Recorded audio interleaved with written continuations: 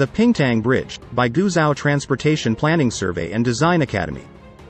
This structure is a triple-tower cable-stayed bridge in Guizhou, China, with a steel concrete composite girder and tall pylons designed to emphasize its visual impact.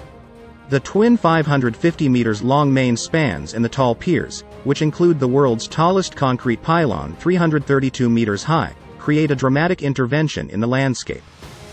The project adopted an innovative construction method involving swiveling the bridge deck segments to enable them to pass along the cantilevering deck, and the result is a major new tourist attraction in this mountainous region.